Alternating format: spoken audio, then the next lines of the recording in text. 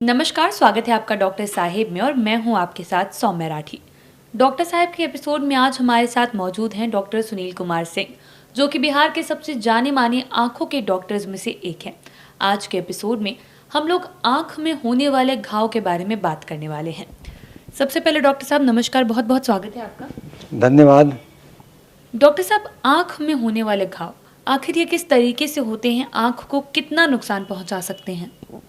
देखिए, आँख में होने वाले घाव जो है, अभी मैं फोकस करूंगा कि आँखों में के पुतली में होने वाले घाव, क्योंकि आँख में होने वाले घाव पे चर्चा हो चुकी है पुतली में।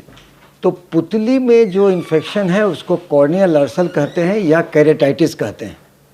तो केरेटाइटिस के लिए वो पुतली में वायरल हो सकता है, बैक्टीरियल हो सकता है, तो दोनों तरह से उसमें केरेटाइटिस होता है, फंगल भी हो सकता है।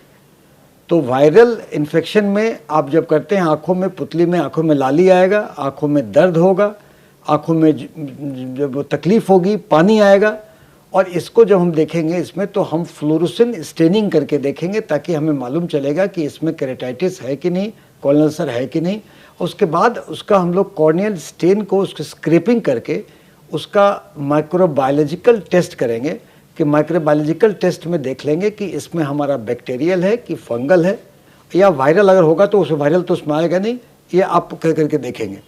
तो बैक्टीरियल होगा तो आप फोर्टिफाइड एंटीबायोटिक देंगे, डायलेटर देंगे उसको कि वो ठीक रहेगा, उसको वो उसमें लुब्रिकेटिंग आई ड्रॉप बोल देंगे और उसको समय समय पर देखेंगे कि उसका जो फ्लोरोसेंट स्टेन से कि उसके कितने उसके असर हैं, और धीरे धीरे करते करते वो ठीक होगा।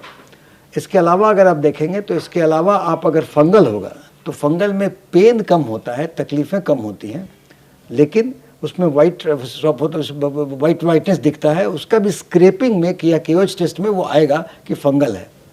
तो फंगल के लिए एंटी फंगल आई ड्रॉप, बैक्टीरियल आई ड्रॉप देते हैं सेकेंडरी इन्फेक्शन के लिए। इसके अलावा आप उसको डायरेक्टर देंगे कि तकलीफ उसे कम रहे, और उससे भी प्रॉपर मॉनिटरिंग करते रहेंगे कि जो वो ठीक हो समय पर, और उसका हम लोग प्रोग्रेस करते रहें। क्योंकि जो केरेटाइटिस या कॉर्नियल अल्सर है वो जब ठीक भी होता है तो वो आँखों में जख्म छोड़ता है, सफ़ेदी छोड़ता है। सफ़ेदी छोड़ने से आप आँख में उसमें कॉर्नियल स्कार होता है तो रोशनी में गिरावट आती है।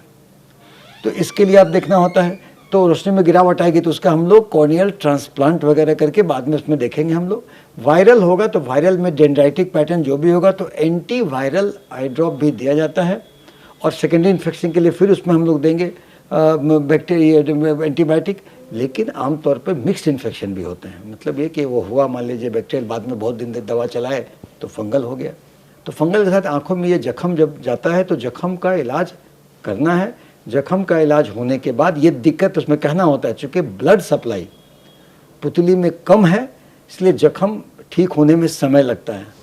चिकित्सक के लिए पेशेंस का चीज़ है और मरीज के लिए भी पेशेंस का चीज़ है, क्योंकि मरीज तकलीफ़ में रहता है। मरीज तो बार बार आएगा, अपनी तकलीफ़ें बताएगा, तो आप उसको कर लें और वहाँ पे देखें। अगर नहीं सुधार हो तो एक बड़े जो टर्शरी सेंटर है वहाँ जाके रेफ़र कर ले। और मरीज को खुद इलाज तो करना ही नहीं है, और दवा के दुकान वाले से भी इलाज नहीं कराना है, वो देखना है इसमें।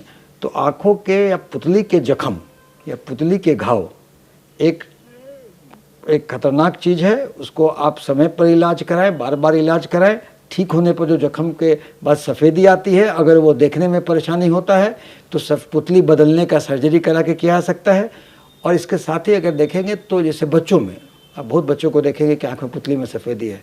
बच्चों में जो विटामिन ए की कमी होती है तो उसमें केरेटोमलेशिया होता है, पुतली गलती है तो उसके बाद भी उसमें सफ़ेदी दिखाई देता है।